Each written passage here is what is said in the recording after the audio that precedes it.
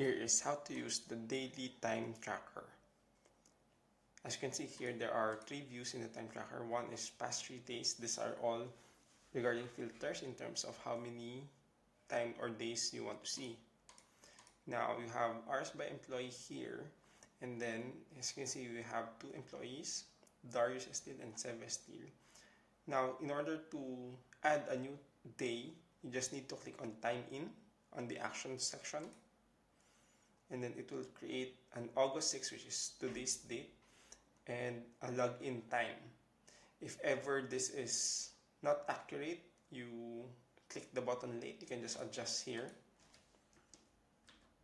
Let's say it's 7:12, or if you want, you can just click again here to get the current time, which is 7:40. I'm undoing it, so let's say you click on the time in at 7:12.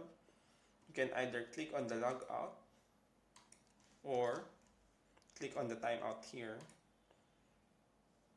and you get the same thing of 0.47 hours or 28 minutes. Then you can add a break time. So let's say in the 12 hours for August 5, instead of 12 hours, you took a break of 3.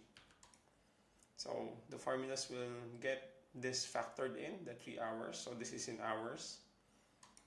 And then now we have 9 hours here, which reflects to the total number of tracked hours on this chart.